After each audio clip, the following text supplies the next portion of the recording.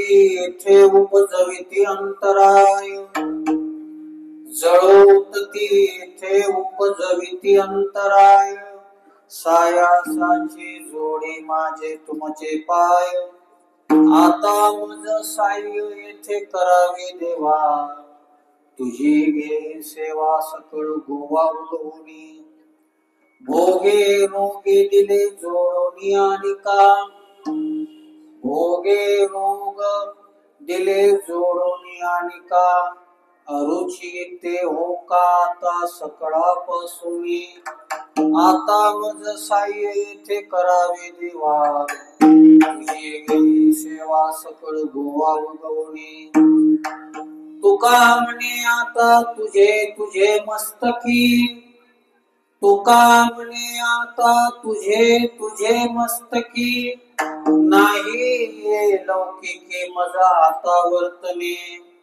आता मज साह्य येथे करावे देवा, तुझी घे सेवा सकळ गोवा उगवणी, पांडुरंगा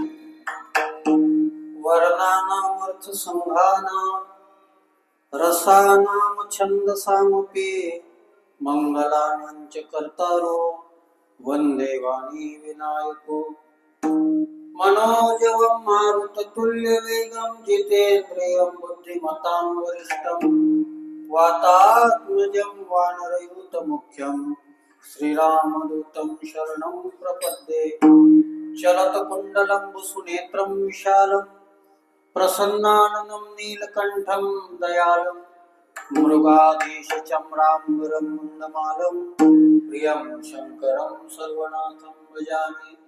सच्चिदानन्दरूपाय विश्वोत्पत्त्याय धीतवे तापत्रय विनाशाय श्रीकृष्णाय वयं नमः। यं प्रव्रजन्तमनुपेतमपेतकृत्यं द्वैपायनो विरह कातर आजुहाव पुत्रेति तन्मयतया तरवो विनेदु स्तं सर्वभूतहृदयं मुनिमानतोऽस्मि। नमो सद्गुरु तुकया ज्ञानदीपा नमो सद्गुरु सच्चिदानंद रूपा नमो सद्गुरु भक्त कल्याण मूर्ती नमो सद्गुरु भास्करा पूर्ण कीर्ती जयांचे केल्या स्मरण होय सकळ विद्येचे अधिकरण तेची वंदू श्री चरण श्री गुरूंचे ते नमस्कार मंगल भवना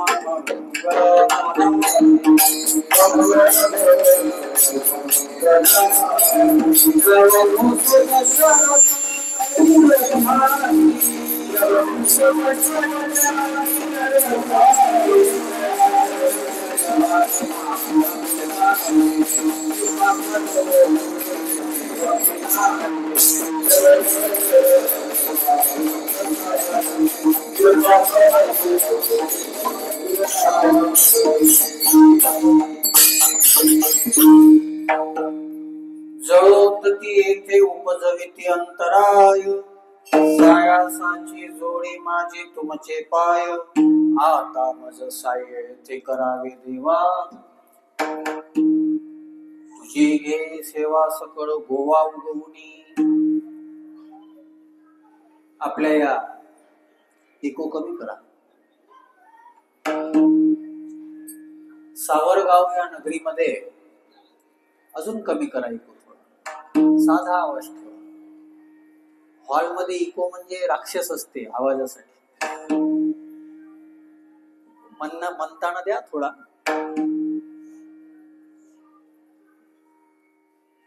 असं आजूबाजूचं वातावरण थोडं शांत ठेवा।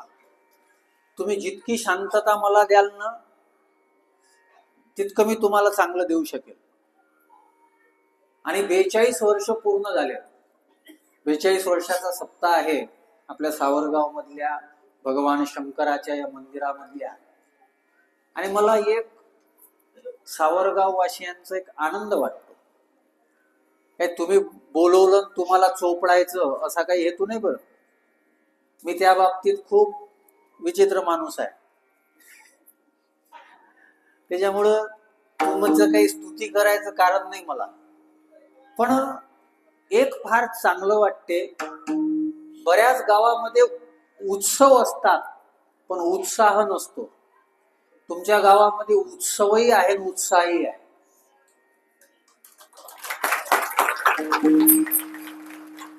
मी वाटच पाहत होतो वाजवता का नाही। माझ्यासाठी नाही वाजवल्या तर चालेल, पण यांना चांगलं म्हटलं तर वाजवतात का नाही काय माहित। नाही काही चोपडायचं वगैरे घेणं देणं नाही। आमचे नामदेव महाराज शास्त्रींनी फार सुंदर सांगितलं होतं। ते म्हणे विशाल तारखा कीर्तनकार तारखाच्या मागे धावणं हे सामान्य आहे। नीट आहे का बरं? कीर्तनकारानं तारखेच्या मागे धावणं हे सामान्य आहे। तारखा कीर्तनकाराच्या मागे धावल्या पाहिजे, त्यानं नाही म्हटलं पाहिजे, याले ओरिजिनल टॅलेंट म्हणतात। हे ओरिजिनल आहे। त्याच्यामुळं तुम्हाला स्तुती करायची, तुमचं काही वर्णन करायचं याच्याकरता मी काही आलेलो नाही। छान सुंदर वातावरण आहे। म्हणजे मी आलो तेव्हाच सगळं भरलेलं होतं। आणि दोन्ही इकडं मला इथं आल्यावर विचार केला की मी तोंड कुठं करावं। इकडं सगळ्या माता भगिनी बसल्या, पुरुष मंडळी इकडं बसले आणि दोघांसोबतही इथं आय कॉन्टॅक्ट झाला पाहिजे। तर माझं लक्ष येता येता हनुमंताकडे गेलं।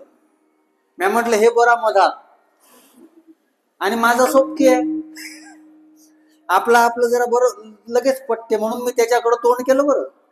आणि त्याच्या माध्यमातून तुमच्या दोघांचाही फायदा होईल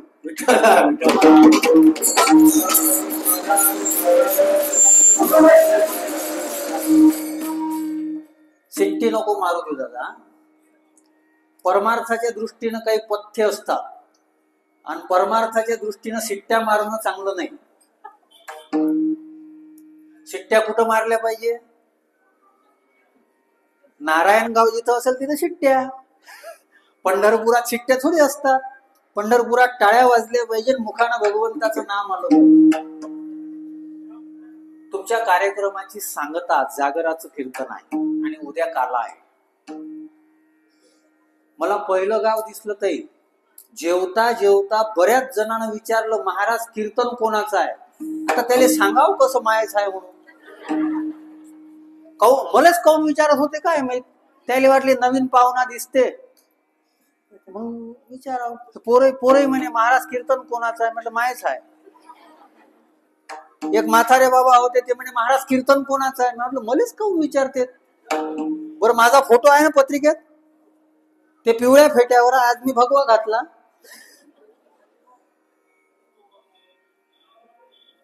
जागराची सेवा आहे, अधिक जास्त परिहार देत नाही. अभंग मी भोपाळीचा घेतला. अभंग जरी भोपाळीचा असला, कार्तिक मास चालू आहे, पण या अभंगामध्ये जगद्गुरु तुकोबारायांनी देवाकडे प्रार्थना केलेली आहे, विनंती केलेली आहे, मागणी केलेली आहे. आता वारकरी संप्रदायात काय झालं, मागणीचे 2-4 अभंग पेटेंट झाले. हेची दान देगा, देव वसे, हेची व्हावे, हे अभंग वारकरी संप्रदायात मागणी करता पेटेंट झालेले आहे. पण नवीनही काहीतरी यावं ना, काहीतरी नवीनही यावं ना. आणि माझा 19 वर्षाचा प्रवास आहे कीर्तनाचा. पहिल्यांदा भोपाळीचा अभंग घेण्याचा प्रयत्न केला आज. पहिल्यांदा 19 वर्षात पहिल्यांदा. तर पाहू तुम्ही कसं काय मला सहकार्य देता. जगद्गुरु तुकोबारायांनी परमात्म्याकडं मागणी केलेली आहे, प्रार्थना केलेली आहे. आणि पहिला शब्द सुंदर आहे, जळोत ती येथे उपजविती अंतर आहे. माझ्या कालपासून डोक्यात का फिरत होता माहित आहे का? जितू, जाळायचं काम भगवान शंकर फार चांगलं करतात. जाळायचं काम कोण करतात? भगवान शंकर फार चांगलं करतात. कामदेवाला कोणी जाळलं? आमचाही काम जाळा म्हणजे आम्हाला राम दिसल, आमचाही क्रोध जाळा म्हणजे आम्हाला बोध दिसल. आम्ही परमार्थ करतोय. सप्ते चालू आहे, 42 वर्षाचा प्रवास संपत आला सप्त्याचा. माझा एक प्रश्न आहे, तुम्ही चांगल्या संख्येनं ऐकता, विशेष करून तरुण पोरं, तरुण मुली, माझ्या बहिणी बसलेल्या आहेत. कीर्तन कशा करताय? मी 7व्या दिवशी प्रश्न विचारून राहिलो तुम्हाला. कशा करताय कीर्तन? हरिपाठ कशा करताय? सत्संग कशा करताय? सांगा ना मला, एक कोणीतरी उत्तर द्या.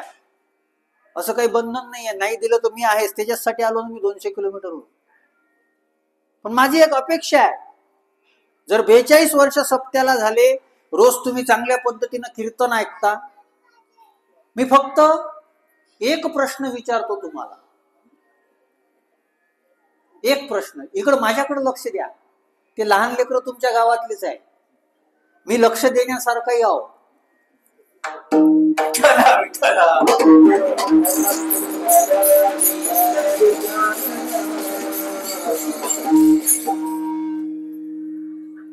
कशा करताय कीर्तन? कशा करता तुम्ही जाऊ द्या. माझ्यासारख्या कीर्तनकारांना स्वतःला विचारायला पाहिजे का तुम्ही कीर्तन का करता?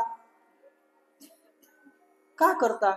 आताचे जास्तीत जास्त कीर्तनकार म्हणतील पाकिटासाठी. तुम्ही का ऐकता? पुण्य झालं पाहिजे, आपल्या गावातला उत्सव आहे. मी फक्त एक प्रश्न तुम्हाला विचारतो, त्या प्रश्नाचं उत्तर जर तुम्ही मला दिलं तर मला कीर्तन करायची गरज नाही. तुम्ही रोज हरिपाठ करून राहिले, चांगल्या पद्धतीनं करून राहिले, खूप जोरानं आवाज येत होता, ते आम्ही बाजूला बसलो होतो. जितू वाजवायला आहेच, ते दिसायला तरी बारीक असला पण वजन चांगलं आहे त्याच्यात. तुम्ही रोज हरिपाठ करता, आनंद आहे बरं, मला त्याच्याबद्दल म्हणायचं नाही. फक्त मला एक प्रश्न विचारायचा आहे, हरिपाठ म्हणजे काय? एकच प्रश्न. या प्रश्नाचं उत्तर जर तुम्ही दिलं तर मी तुम्हाला समजेल की तुमचे 42 वर्षाचा सप्ताह सार्थक झाला. कोणी द्या, उभं राहणाऱ्यापैकी, खाली बसणाऱ्यापैकी, बाहेर कोणी असतील ते त्याच्या पैकी, जे बोलत असतील त्याच्यापैकी, जे बुंदी काढत असेल त्याच्यापैकी, जे भाजीपाला चिरत असेल त्याच्यापैकी, कोणाही पैकी द्यावं. पोरांनी द्यावं. तुम्ही रोज हरिपाठ करता ना? पाठ आहे का हरिपाठ? हरिपाठातच उत्तर आहे बरं. मी काही दुसरा प्रश्न तुम्हाला विचारून नाही राहिलो, हरिपाठातच प्रश्न उत्तर आहे. सांगता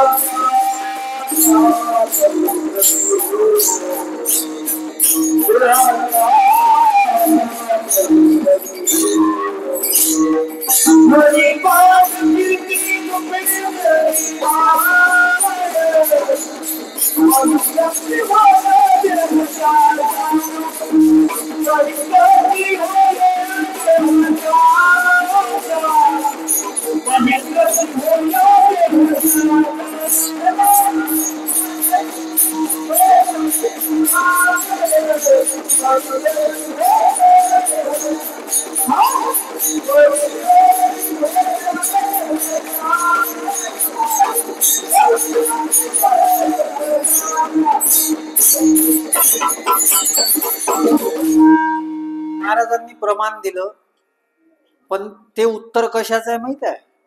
हरिपाठाचं फल काय? हरिपाठ कीर्ती मुखे जरी गाय, पवित्रची होय देह त्याचा. माझा प्रश्न पुन्हा एकदा ऐका, हरिपाठ म्हणजे काय?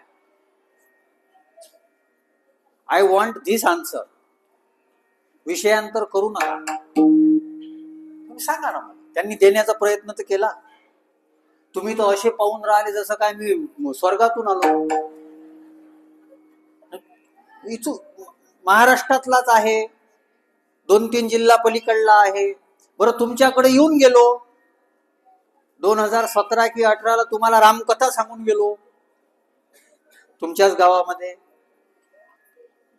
तेव्हापेक्षा अपडेटेड व्हर्जन आहे. सांगा ना, लक्षात ठेवाल? नाही, ते जाऊ द्या. ते तर आपल्या बुद्धी संसारामुळे अशी झालेली की स्मरण नाही राहत. पण रोज आपण हरिपाठ करतो. हरिपाठ बऱ्याच वारकऱ्यांना पाठ आहे. बोलू नका, बोलायचं असेल तर खाली बसा. विठ्ठला विठ्ठला.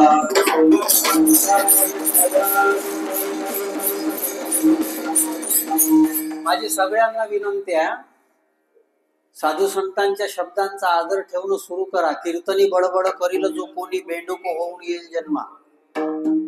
मी काही चोपड चापड करणार नाही, मी तुम्हाला पहिलेच सांगितलं. मला नाही पटलं तर मी बंदही करू शकतो. माझा मुद्दा फार महत्वाचा आहे. इतके साधे प्रश्न आपल्याला येत नाही ना. किती वर्षापासून हरिपाठ करतो आम्ही, हरिपाठातच उत्तर आहे. सारासार विचार हरिपाठ.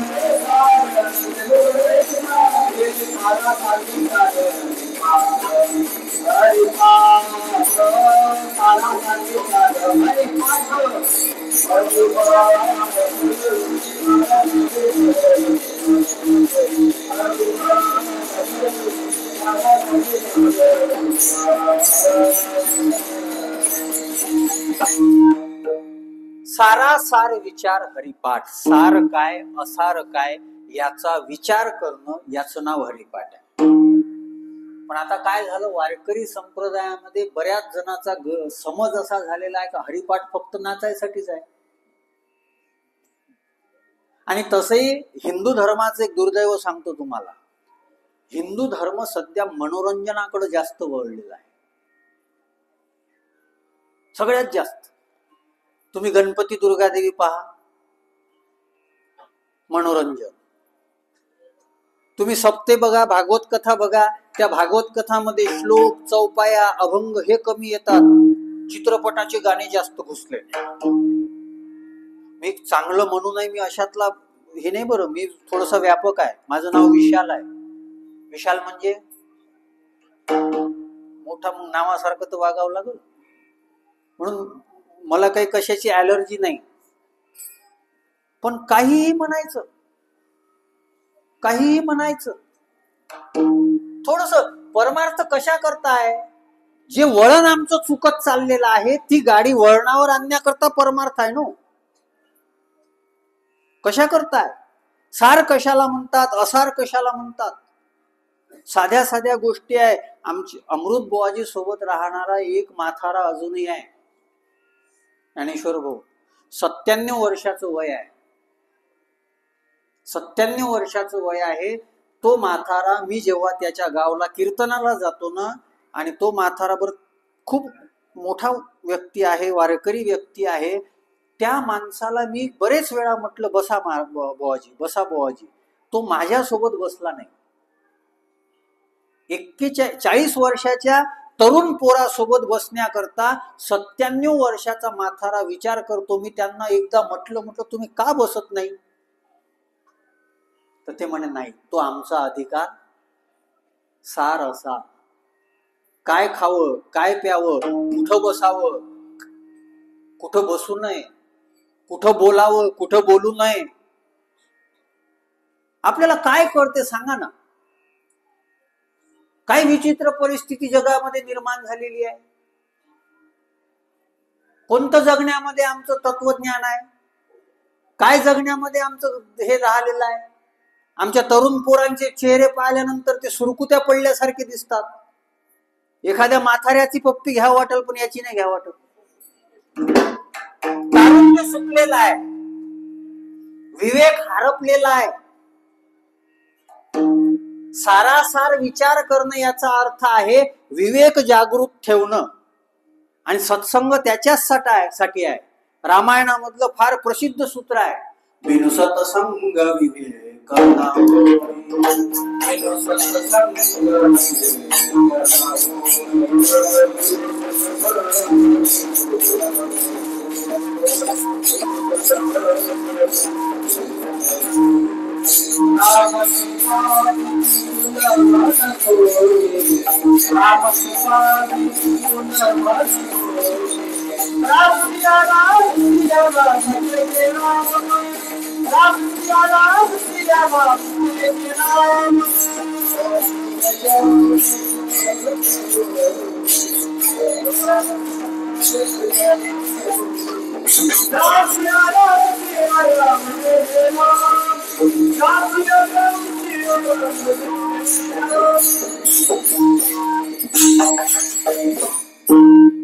आम्ही संतांना मोठं मानतो, आम्ही संतांना पूजनीय मानतो, आम्ही संतांना वंदनीय मानतो. याचं कारण एकच आहे, संत तेथ विवेका. संतांपाशी विवेक आहे. मी मोठ्या माणसांची नावं का सांगतो, आम्ही फक्त त्यांच्या चित्राचीच पूजा करतो. अहो, चरित्राची तर करा. एका मोठ्या माणसाचं चित्र पाहणं सोपं आहे, ते चित्र खिशात ठेवणं सोपं आहे. एका हिंदी कवीनं फार सुंदर म्हटलं, हर एक आदमी आईना देखता है, हर एक आदमी आईना देखता है, लेकिन कोई ऐसा आईना भी बनाओ जिसमें तुम्हारी सूरत नहीं नियत नजर आए. त्याच्यामध्ये चेहरा नाही दिसला पाहिजे, त्याच्यामध्ये तुमची वृत्ती दिसली पाहिजे. त्याच्यामध्ये केवळ तुमचं चित्र नाही दिसलं पाहिजे, त्याच्यामध्ये तुमचं चरित्र दिसलं पाहिजे. आणि संतांनी त्या आरशामध्ये पाहिलं.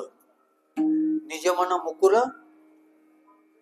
मनरूपी आरशामध्ये पाहिलं आणि मनरूपी आरशामध्ये पाहिल्यानंतर त्यांच्या लक्षात आलं. तुकोबारायांना कोणीतरी विचारलं, तुकोबाराय तुकोबाराय ओ तुकोबाराय, काय तुम्हाला कशाचीच भीती वाटत नाही?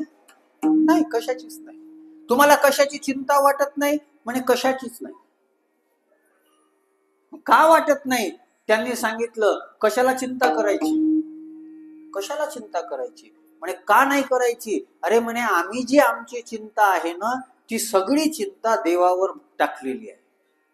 आणि आमच्यासोबत देव सतत असतो, आमच्यासोबत देव सतत असतो. माझे शब्द नाही आहे, तुकोबारायांचे शब्द आहे.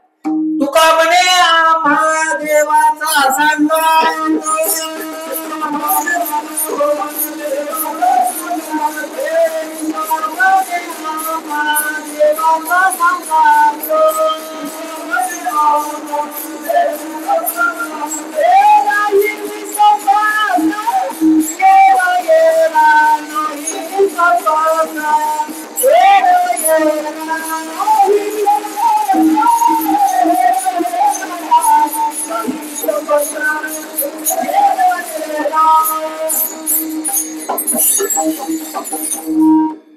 तुकोबाराय म्हणतात आमच्या सोबत सतत देव आहे, आमच्या सोबत सतत देव आहे. तुम्ही सांग महाराज दिसत तर नाही हो, कुठं दिसतो कुठं? माझा एकच मुख्य प्रश्न आहे, एक मुख्य प्रश्न आहे माझा. परमार्थ मोठा विचित्र आहे बरं. सगळे पारमार्थिक, कोणताही कीर्तनकार काय सांगतो? ब्रह्म सत्य जगत. आणि आपला अनुभव काय आहे? ब्रह्म सत्य आहे का जिलेबी सत्य आहे? ब्रह्म थोडी दिसते, जिलेबी तर आताच खाऊन आलो. बर गोड काय लागलं? ब्रह्म गोड लागलं का जिलेबी गोड लागली? बर ब्रह्माले चव आहे का? पनीरले चव आहे. विठ्ठला विठ्ठला.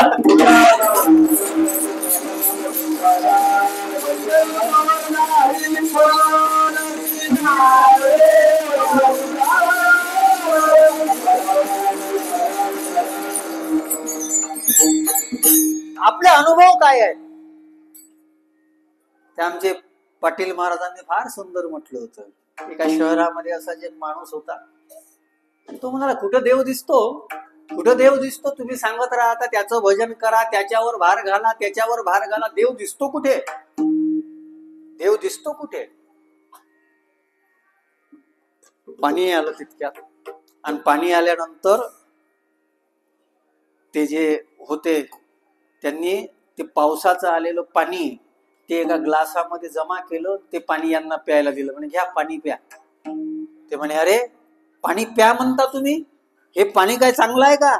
मला फिल्टर शिवाय दुसरं पाणी चालत नाही. आणि या पाण्यामध्ये काय आहे? जंतू आहेत. ते म्हणे तुला कुठं दिसलं? कुठे दिसून राहिले जंतू? ते म्हणे दिसत नाहीत. तर त्याच्याकरता ती लॅब मधली जी मशीन आहे ती वापरावी लागते, सूक्ष्मदर्शी. आणि ती सूक्ष्मदर्शी वापरली, त्याच्यामध्ये ते जंतू दिसतात. ते म्हणे लेका, जंतू दिसासाठी सूक्ष्मदर्शी वापरा लागते. ज्यानं हे जीव जंतू सगळे तयार केले त्याला पाहण्याकरता तर काहीतरी वापरावं लागल ना. दिसत नाही का देव? आता अजून थोडस वेगळं सांगतो मी तुम्हाला. देवापेक्षा दिव्यता मोठी आहे. देव म्हणजे सत्ता, देव म्हणजे प्रकाश, देव म्हणजे काही व्यक्ती नाही आहे.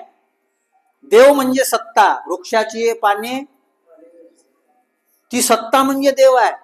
देव म्हणजे प्रकाश. आणि हा प्रकाश किंवा हा देव, ही दिव्यता, ही देवापेक्षा जास्त श्रेष्ठ आहे. तू म्हणसाल महाराज हे कसं काय बोलता? भागवतातलं उदाहरण देतो. 8वा स्कंद तुम्ही ऐकला असेल. भागवतच होतं इथे. 8वा स्कंद तुम्ही ऐकला असेल. 8व्या स्कंदामध्ये वामनाच्या अवताराची कथा आहे. बली महाराजांनी काय केलं? वामन जेव्हा भिक्षा मागण्याकरता आले आणि वामनाने भिक्षा मागितल्यानंतर शुक्राचार्य आळवे आले आणि सांगितलं की भिक्षा देऊ. माझा मुद्दा नीट आहे का बरं? Please concentrate your mind. खूप वेळा याच्यावर लक्ष द्या. देव दरवाजात आलेला आहे. देव भिक्षा मागतोय. गुरु सांगतात भिक्षा देऊ नका.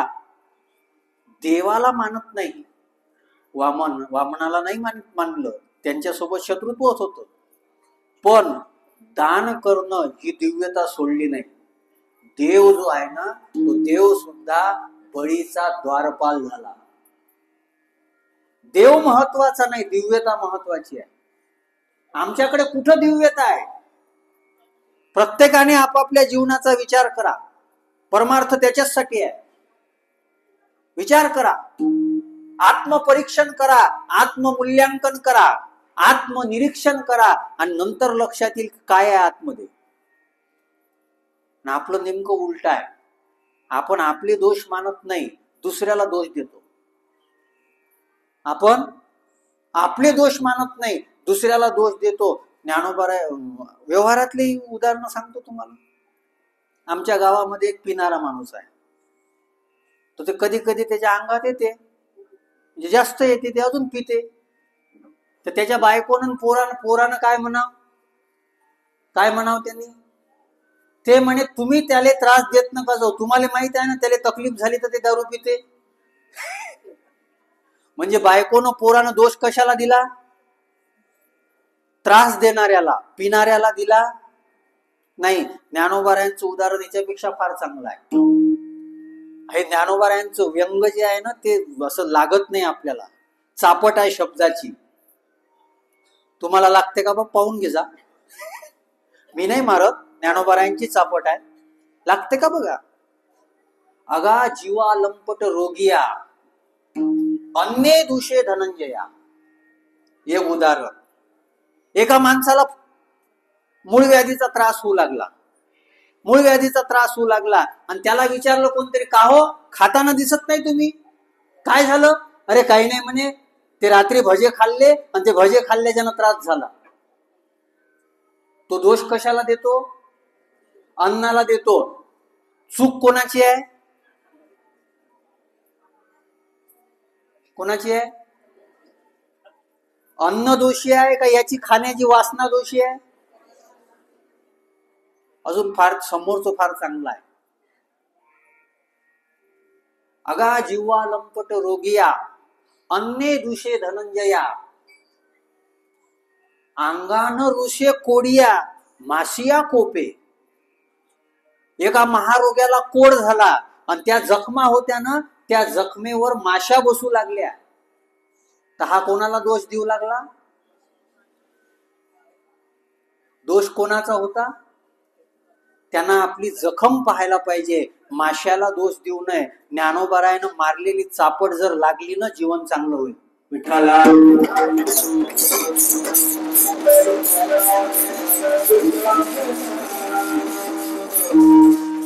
दारू पिणं हे वाईट आहे कोणाला माहित नाही.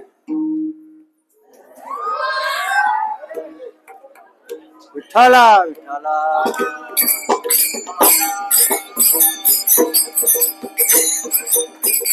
टाळ टाळ.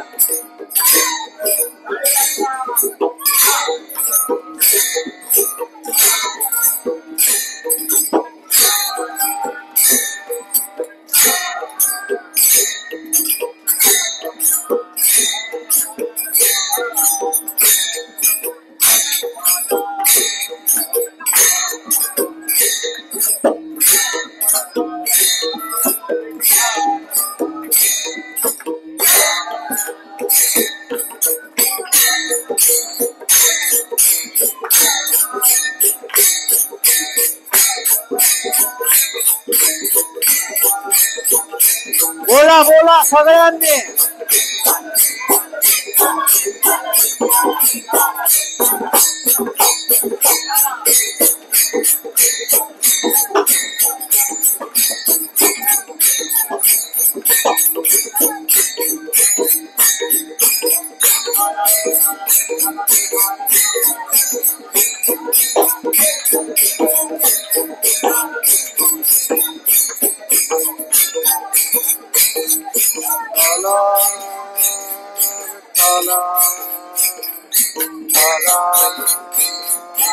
हाला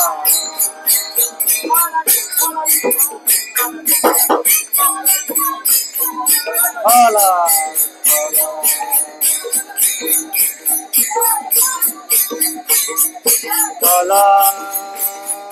हाला हाला हाला हाला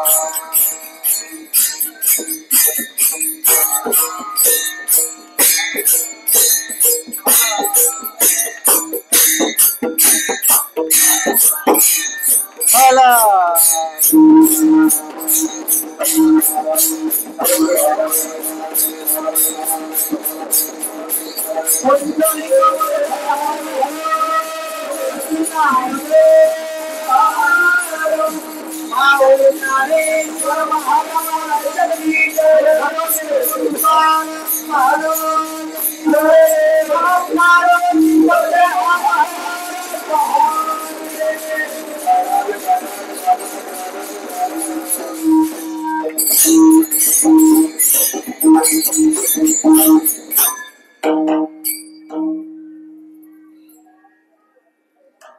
हे तमाशासारखं कोण आरडलं रे?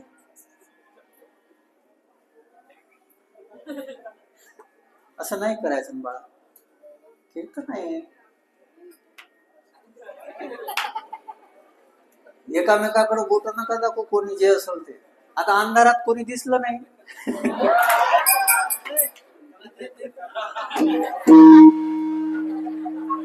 नाही याने होत काहीच नाही.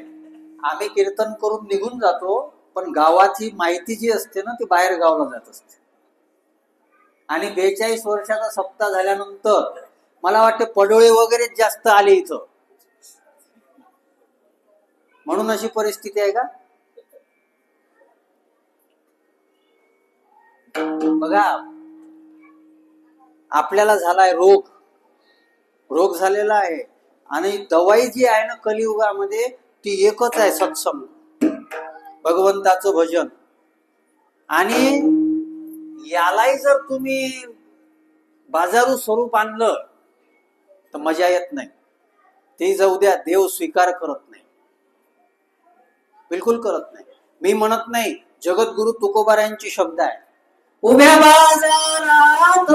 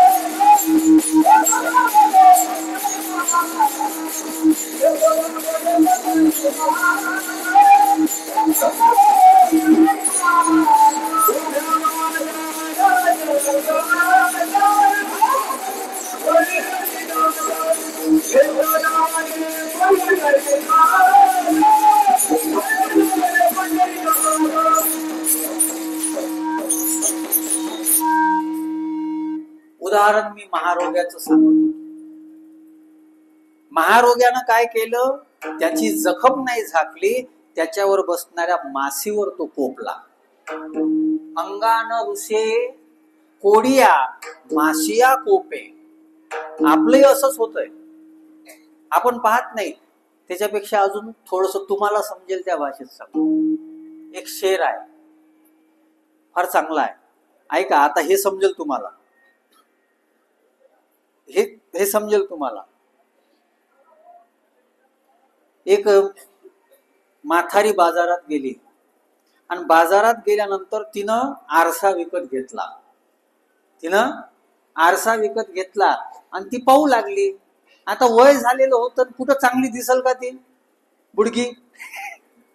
दिसेल का चांगली? वय आहे ना. तर ती म्हणू लागली आरसाच खराब आहे. आपलं असंच झालेलं आहे. ऐका, हिंदी शब्द एका शायरनं खूप सुंदर म्हटलेला आहे, यही भूल मैं बार बार करता रहा, यही भूल मैं बार बार करता रहा, धूल मेरे चेहरे पे लगी थी, मैं आईना साफ करता रहा. सगळ्यात मोठी गोष्ट, आमचे अवगुण, आमचे दोष आम्हाला कळले पाहिजे.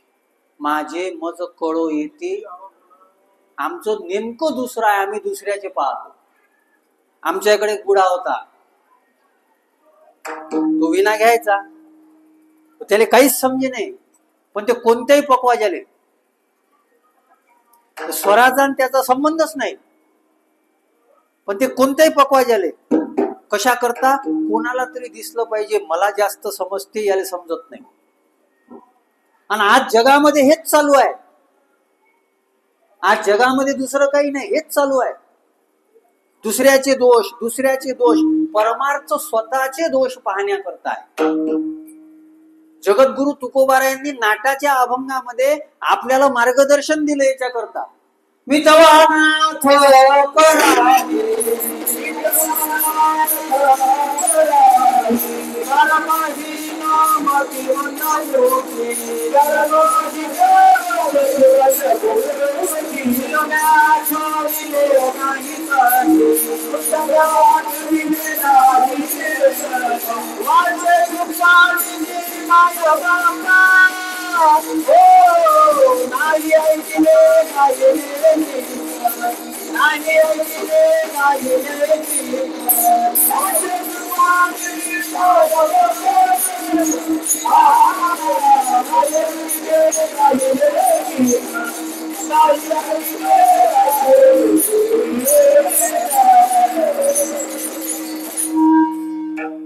तुकोबारायांमध्ये दोष आहेत का? तुकोबाराय आम्हाला मार्गदर्शन करतात.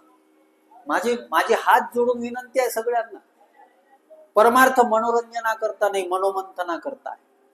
परमार्थ चांगलं लेवल दिसण्यासाठी नाही, चांगली लेवल निर्माण करण्याकरता आहे. ही गोष्ट निश्चित लक्षात ठेवा. मग काय चूक होतंय? एकच चूक होते, आम्ही आत्मपरीक्षण करत नाही.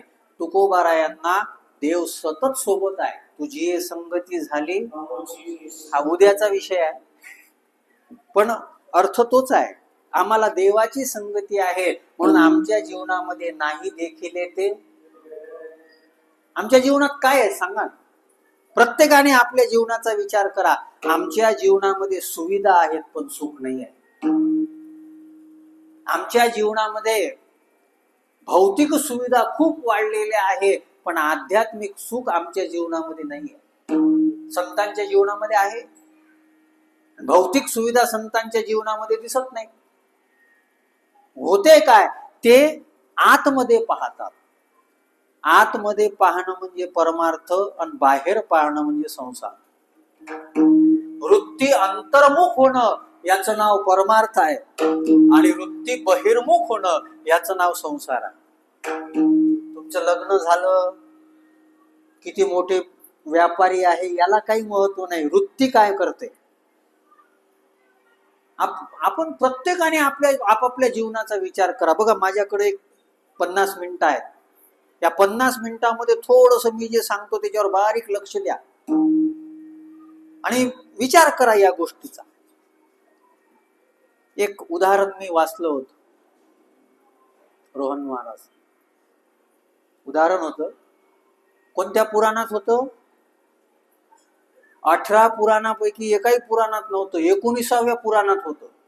त्याचं नाव आहे व्हॉट्सअप पुराण. पण चांगलं शोधण्याची सवय आहे आणि म्हणून शोधत राहतो, काही ना काही मिळावं. पण काम नाही ना दुसरं काही. जर गुंतलो असतो तर कोणी शोधू दिलं नसतं. त्याच्यामुळे काम नाही दुसरं काय, आता हेच काम आहे, हेच यामा, हेच शोधत राहतो. कुठं काही चांगलं मिळते का, काही आपल्याला त्याच्यापासून शिकायला मिळते का? फार चांगलं. एका मूर्तिकारानं 2 सारख्याच मूर्त्या बनवल्या, सारख्याच. नीट ऐका, सगळ्यांनी मागे पुढे बाल्कनी सगळे बसणार. 2 मूर्त्या बनवलेल्या होत्या आणि एक चांगला रसिक व्यक्ती होता. तो रसिक व्यक्ती त्या मूर्ती पाहण्याकरता आला. पाहिलं त्यांनी, दोन्ही मूर्त्या एकदम सारख्याच होत्या, काहीच बदल नाही त्याच्यामध्ये. आणि मग त्यानं विचारलं त्या मूर्तिकाराला, म्हणे दादा तुम्ही फार सुंदर मूर्ती बनवली हो, या मूर्तीमध्ये काय तुमची कला आहे, तुम्ही आयुष्यभर याच्यामध्ये घालवला, काय सुंदर कला आहे, पण दोन्ही मूर्त्या सारख्याच का बनवल्या, सारख्याच काय? त्यानं उत्तर फार चांगलं दिलं होतं. म्हणे एका मूर्तीमध्ये दोष आहे, एका मूर्तीमध्ये दोष आहे. हा चष्मा लवलव पाहू लागला, पण याला काही दिसत. हा म्हणे कुठं दोष आहे, दोषच नाही ना याच्यामध्ये. ते म्हणे बरोबर पहा, तुम्हाला दिसेल. म्हणजे हे मूर्ती काय मंदिरात बसवायची आहे का? म्हणे नाही, ही मंदिराच्या बाहेर जे मोठे मोठे स्टॅच्यू आहेत, तर एक खांब आहे 12 फुटाचा, त्याच्यावर ही मूर्ती बसवायची आहे. 4 फुटाची मूर्ती 12 फुटाच्या वर बसणार, म्हणजे ती 16व्या फुटावर त्याचं तोंड होतं. म्हणजे त्याच्यात दोष काय आहे? मग मला तर दिसत नाही, मग सांगा ना काय दोष आहे? ते म्हणे एकच दोष आहे, एका मूर्तीच्या नाकावर जो आहे ना स्क्रॅच आहे, स्क्रॅच. म्हणे स्क्रॅच आहे, पण तो स्क्रॅच तो मलाही दिसला नाही. ते म्हणे कोणालाच दिसला नाही, बरेच जणाला. मग म्हणे मूर्तीचा स्क्रॅच जर कोणालाच दिसला नाही, कोणालाच दिसला नाही, आणि ती मूर्ती तुम्हाला 16 फूट वर बसवायची आहे, तर तुम्ही दुसरी का बनवली? ते म्हणे मला समाधान नसतं लागलं की माझ्या मूर्तीमध्ये स्क्रॅच आहे, माझ्या मूर्तीमध्ये स्क्रॅच आहे. आमचं आध्यात्मिक जीवन पाहावं, आणि त्या मूर्तीमध्ये जर स्क्रॅच असेल ना, तो स्क्रॅच दूर करण्याकरता दुसरं चांगल्या पद्धतीचं आध्यात्मिक जीवन निर्माण करण्याचा प्रयत्न जर आपण केल्यानं, आता तुम्ही जशा टाळ्या वाजवल्यानं, तसे संत आणि देव तुमच्याकरता टाळ्या वाजवतील.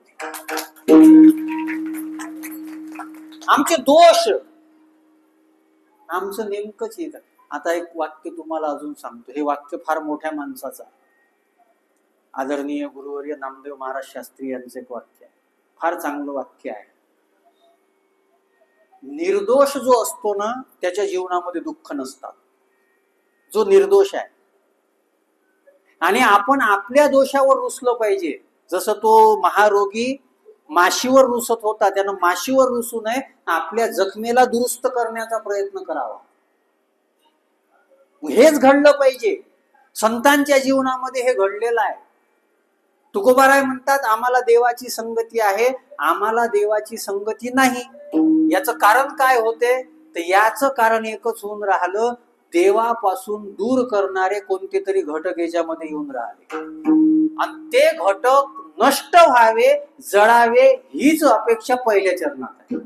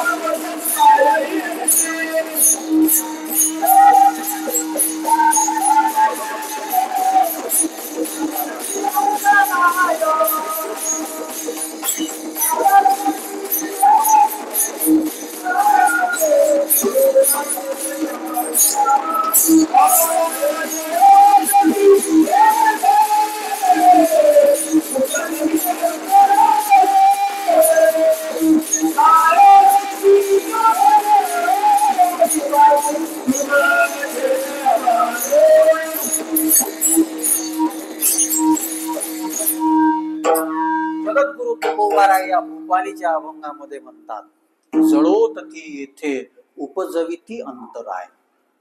देवाकडं जाण्याकरता, दिव्यतेकडं जाण्याकरता, प्रकाशाकडं जाण्याकरता ज्या ज्या अडचणी येतात, जे जे अंतराय येतात, त्या अंतरायाला जाळून टाक. जळो माझे कर्म वाया केली, हे भोपाळीच आहे.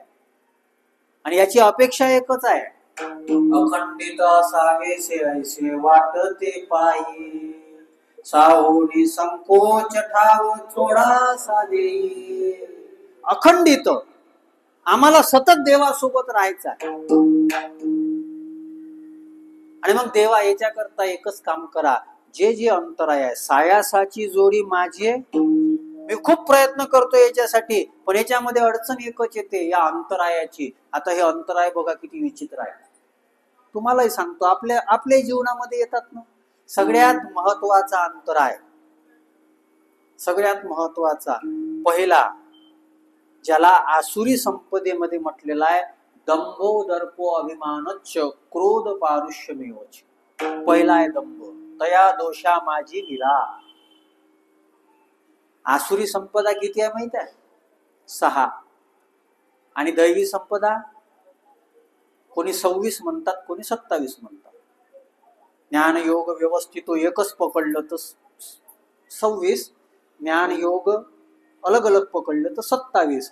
27 दैवी संपदेवर 6 आसुरी संपदा अडचणीच्या ठरतात. 6. दंभ म्हणजे काय? दंभ म्हणजे काय? आणि हे माझे शब्द आहे असं नाही बरं. तुकोबाराय सुद्धा म्हणतात की आज जर आम्ही कलियुगामध्ये पाहिलं तर सगळीकडं गर्दी दिसते, पण जी गर्दी आहे ना ती दांभिकाची आहे. हे माझे शब्द नाही आहेत, जगद्गुरु तुकोबारायांचे शब्द आहे. जेथे पाहे तेथे देखीचा पर्वत, पायावी नभीत तातडीची, दंभे करू भक्ती सोंग जाऊ जना. दंभ आहे. आणि पुन्हा रामायणामध्ये या, जिथं दंभ आहे ना तिथं देव जवळ येत नाही. जिथे दंभ आहे ना तिथं देव काय भक्तीही जवळ येत नाही. रामायणामध्ये सुंदरकांडमध्ये जेव्हा हनुमंतराय सीता मातेपाशी गेले, सीता ही भक्ती आहे, हनुमंतराय सीता मातेपाशी गेले, सीता मातेनं आशीर्वाद दिला. सीता मातेनं आशीर्वाद दिला. आता नीट आहे का बरं? तेच रावण सीता मातेकडे आला नाही का? आला ना? आला नाही का? सीता मातेनं आशीर्वाद दिला का त्याला? का नाही दिला? एकच कारण आहे, जसा होता तसा नाही आला, होता राक्षस स्वभावाचा, बनून आला साधू. दंभ आहे. होता राक्षस स्वभावाचा, बनून आला. असे बरेच राक्षस आहेत रावणासारखे, जे साधू बनून समाजात फिरतात. विठ्ठला विठ्ठला.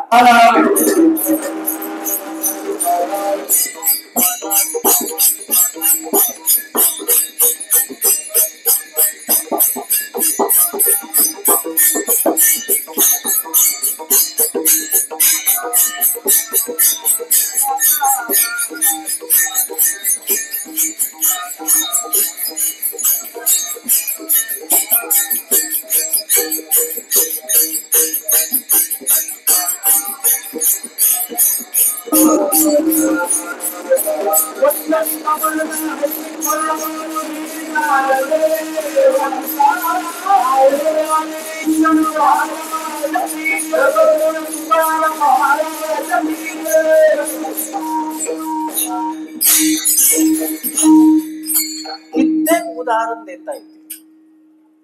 रामाला वाल्मिकी महाराजांनी रामायणामध्ये राहण्याची 14 ठिकाणं सांगितली. त्याच्यामधलं एक ठिकाण फार सुंदर आहे.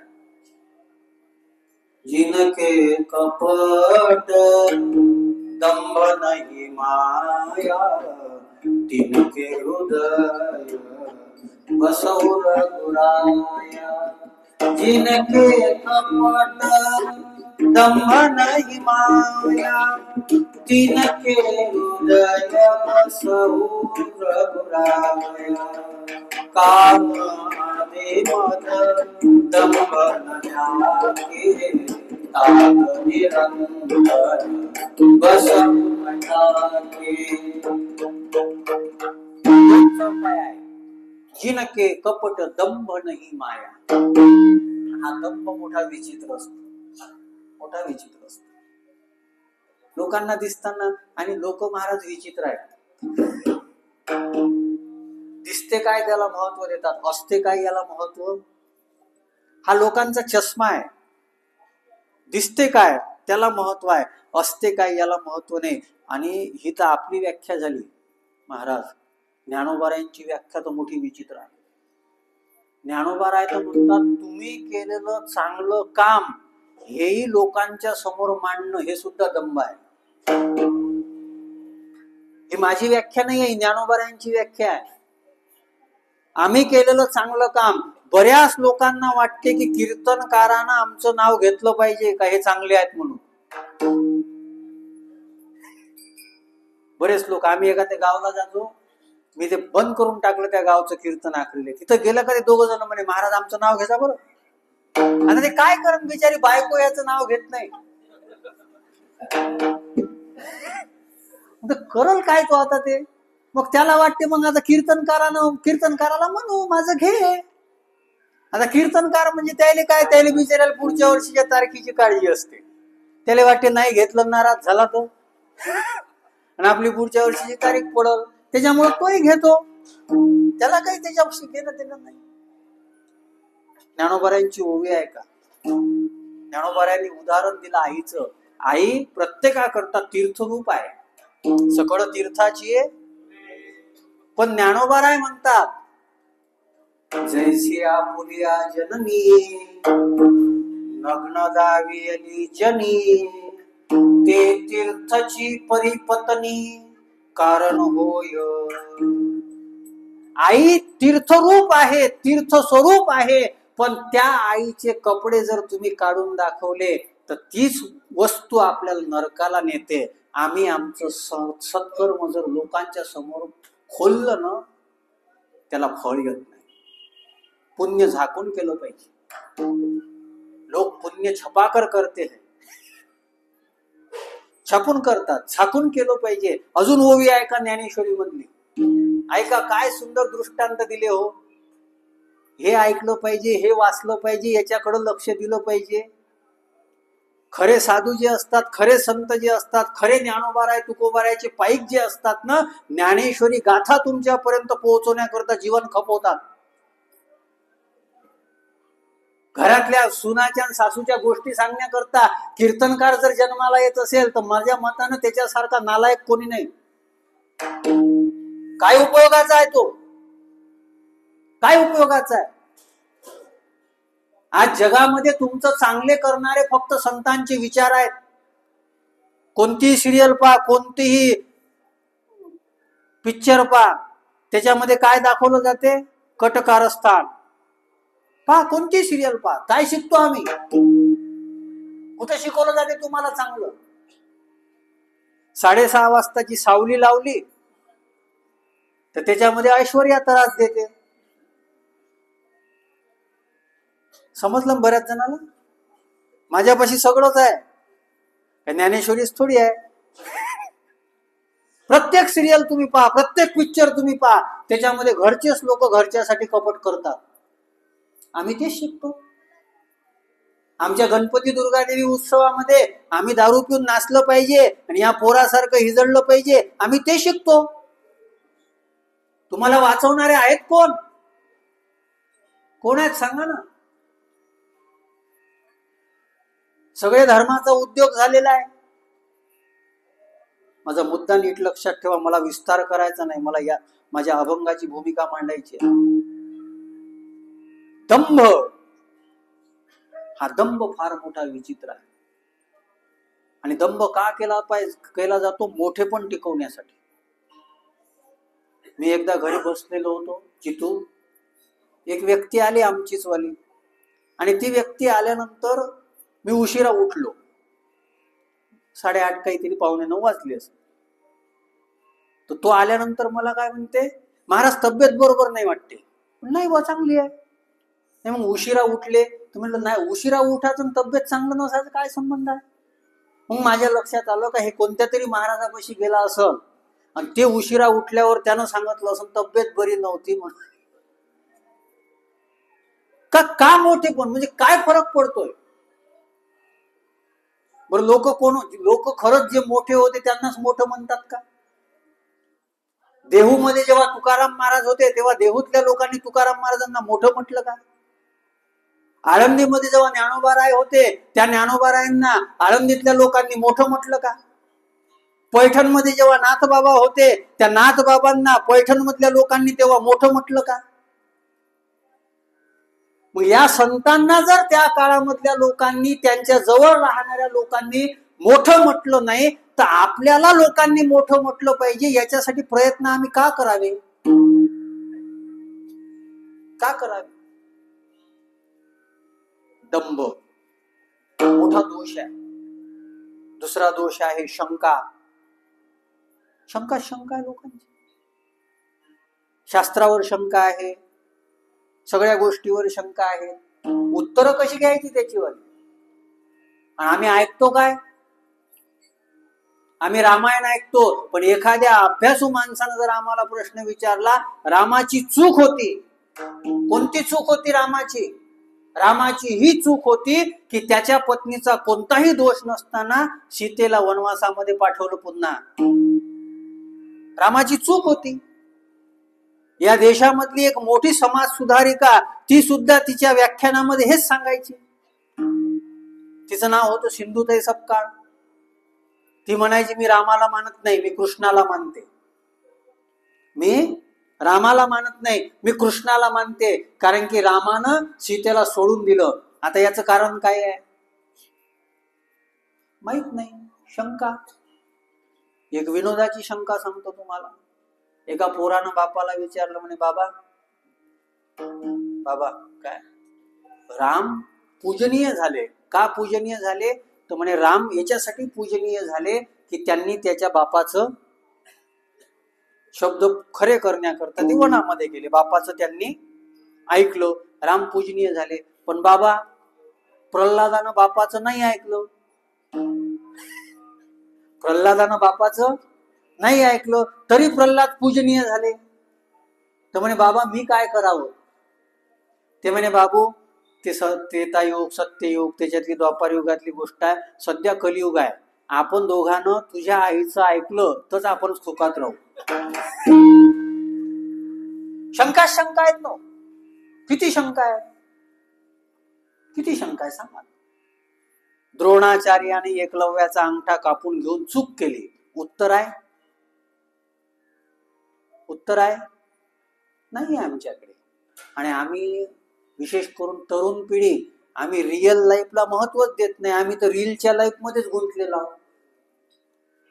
आम्ही सोशल मीडियामध्येच गुंतलेलो आहोत. आम्ही वेळ किती वाया घालवतो ते सध्या स्नॅपचॅट निघालेला आहे. ते कायचाही फोटो काढते. याचा फोटो काढ, गुळाचा फोटो काढ, माळीचा फोटो काढ, फक्त काही दिवसानं संडासाचे फोटो नाही काढा. हे आल्याबरोबर म्हणे तुमची पहिले येत होती लिंक मिळालं, मी बंद करून टाकलं. कोणी काही पाठवून दिलं तर काय करावं? काय ते पाहा. कशामध्ये आम्ही वेळ घालवतोय? कशामध्ये सांगा ना. आम्हाला कधीच याच्याविषयी काही वाटत नाही. मी तुम्ही आनंद करू नका, जगू नका किंवा आनंद जीवनाचा आनंद घेऊ नका, माझं असं म्हणणं नाहीये तुम्हाला.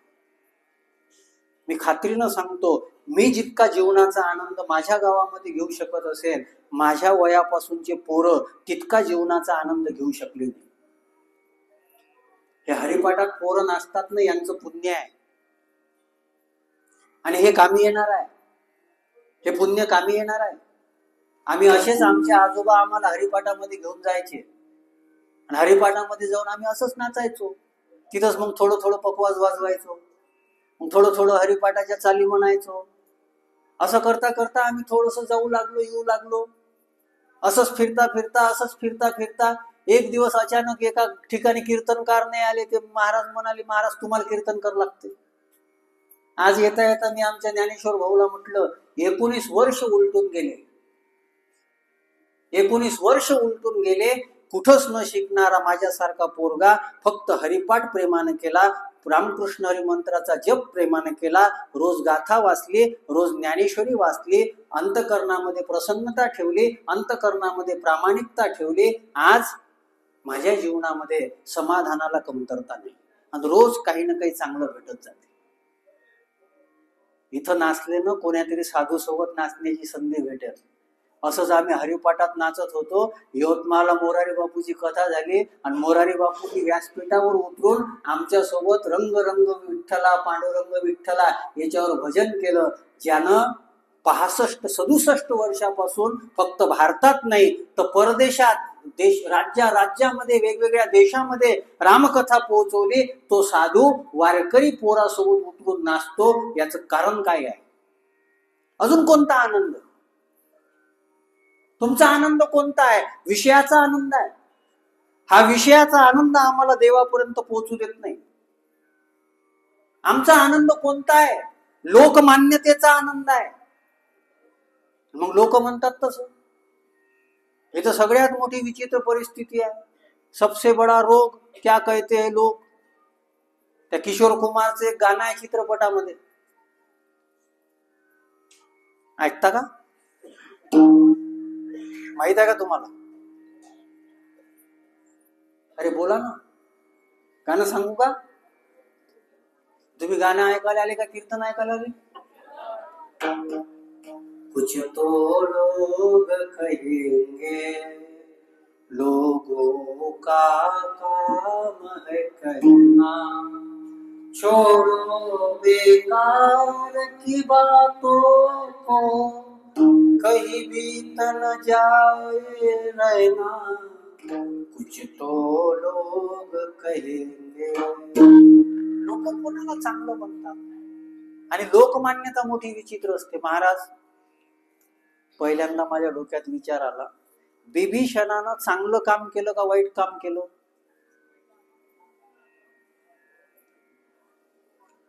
वाईट केलं असतं तर संतांनी त्याचं नाव घेतलं. प्रल्हादे पिता विभीषणे बंधू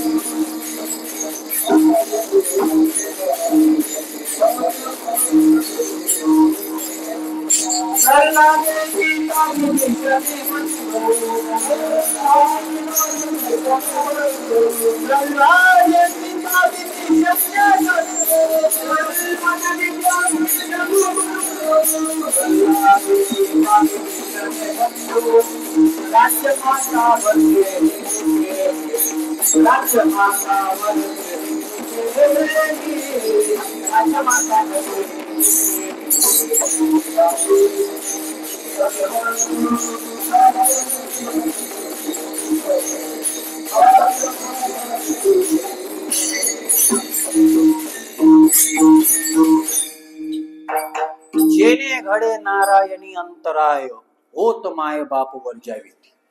प्रल्हादे पिता विभीषणे बंधू, राज्य माता भरते निंदू केली. विभीषणानं भावाला सोडून दिलं. कोणाला सोडलं? काय नाव होतं भावाचं विभीषणाच्या? या गावातली चॉकलेट आणली नाही मी, आणि सोडून दिलं. आता त्यानं चांगलं केलं की वाईट केलं? चांगलं केलं ना. भाऊ वाईट होता. आणि मग देवापाशी जायचं असेल तर शास्त्रही वर्णन करते, जेणे घडे नारायणी अंतर आहे. मग ते कोणी का असे ना, तुम्ही देवापर्यंत, देवाकडे जाणं हे तुमची योग्य गोष्ट आहे. पण आजही लोकमान्यता किती प्रभावी ठरते माहित आहे? एखादा भाऊ जर भावासोबत चांगला वागला नाही तर उदाहरण कोणाचं दिलं जाते? घर का भेदी लंका. चांगलं कोण होतं? विभीषण चांगला होता का रावण चांगला होता? आणि आपण नाव कोणाला ठेवून राहिलो? घर का भेदी विभीषणालाच नाव ठेवून राहिलो आपण. याला लोक म्हणतात. लोक कोणाला चांगलं म्हणतात मला सांगा ते खरी. लोकांनी रामाला नावं ठेवली, लोकांनी कृष्णाला नावं ठेवली, लोकांनी एकही साधू संत सोडला नाही. मला कोणी येऊन सांगते महाराज ते का नाही तुमच्याविषयी एक जण म्हणे विशाल महाराज जरा शिष्ट आहे. म्हणू दे, शिष्ट आहे तर कधी कधी श्रेष्ठही होऊन जाईल. म्हणू दे ना. त्याच्या ह्याच्यानुसार जीवन जगण्याकरता मी काय जन्माला आलो का? आमचं जीवन आम्ही नियंत्रित करावं, लोकांच्या म्हणण्यानुसार आमचं जीवन नियंत्रित व्हावं का? का करावं? लोक कोणाला नाव नाही ठेवत. लोकमान्यता हे देवापर्यंत पोहोचू देत नाही, दुर्बुद्धी देवापर्यंत पोहोचू देत नाही. म्हणून तर तुकोबारायांनी मागणी केली, दुर्बुद्धी ते मना कदा नारायण. देवा दुर्बुद्धी येऊ देऊ नको. आमच्याकडं काय विचित्र परिस्थिती आहे. आणि दुर्बुद्धी येण्याचं कारण सांगू तुम्हाला, एक कुसंग.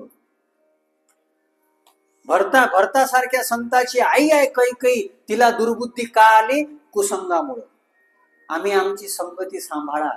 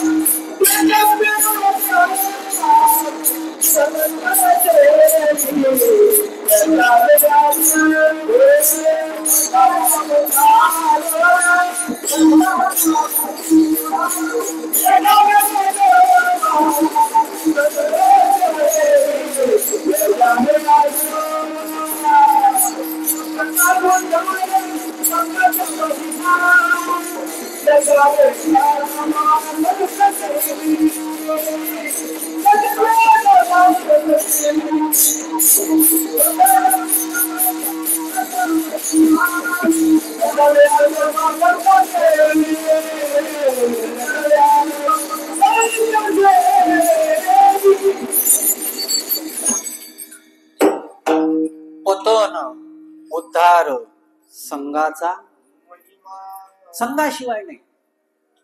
भागवतामध्ये तर खूप वेगळं चिंतन आलेलं आहे. भागवत तर म्हणतो जिवंत माणसाची संगती दोषदायक आहे असं नाही. 11 वस्तू माणसावर प्रभाव टाकतात. आगमोप प्रजादेश काल कर्म जन्मच स्थानम मंत्रो संस्कारो देहो ते गुण हेतवा. 11व्या स्कंदामध्ये विचार आलेला आहे. इतक्या गोष्टी विचार टाकतात. मला त्याचा विस्तार करायचा नाहीये. आईच्या उदरातून जन्माला आल्यानंतर कोणी वाईट नाही. वयसता चोरापाशी तैशी होय, देखताची चिंती म्हणून चांगले चांगले लोक हो. मला तर नवल वाटते. आणि महाराज आपल्या दोषाचा विचार करावा. एक अजून महत्वाची शंका तुम्हाला सांगतो. एक महत्वाची शंका ज्याचा विचार ज्ञानेश्वरीच्या भगवद्गीतेच्या 17व्या अध्यायाच्या शेवटी आलेला आहे. फार महत्वाचा विचार आहे. हा विचार तुमच्याही डोक्यात येत असेल, आम्ही चांगलं वागतो पण आमचं चांगलं का होत नाही.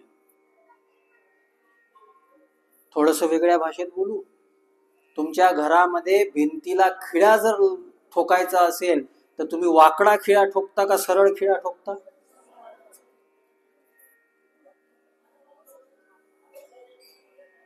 तुमच्या लक्षात नाही आलं. कोणता खिळा ठोकता तुम्ही? सरळच खिळ्याला ठोकायचं. ठोकायला कोणाला पाहिजे?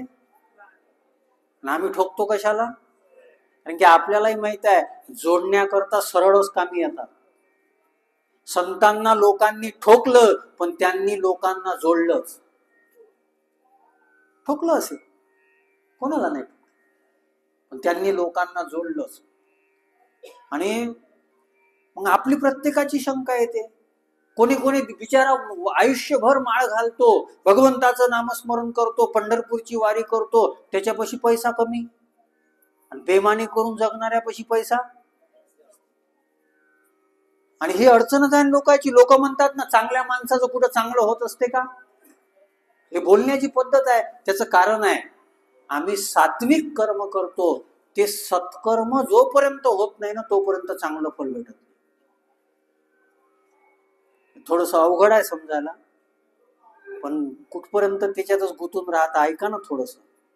किती कीर्तन ऐकले तुम्ही? किती कीर्तन आहे. कीर्तन चांग होय अंग, हे तुकोबारायांचा अनुभव आहे. ब्रह्मभूत काया होतसे, हा तुकोबारायांचा अनुभव आहे. आपली काय आहे? आपली काया ब्रह्मभूत तर जाऊ द्या हो. आपण तर किती वाजले, तिकडं कायचा आवाज येऊन राहिला, इकडं काय होऊन राहिलं. संसाराचं काम करता करता तो लोहार जो होता ना, तो लोहार काम करत असताना, भाता ठोकत असताना तिथून राजा जातो, त्याचं लक्ष नाही. दत्तात्रयानं त्या लोहाराला गुरु केलं. इतकी एकाग्रता पाहिजे. आमची कुठे एकाग्रता? सत्संगामध्ये ते सामर्थ्य आहे. सत्संगामध्ये ते सामर्थ्य आहे. तुम्ही असे शांत राहू शकत नाही. मी बोलता बोलता 2 मिनिटं जर शांतही राहिलो,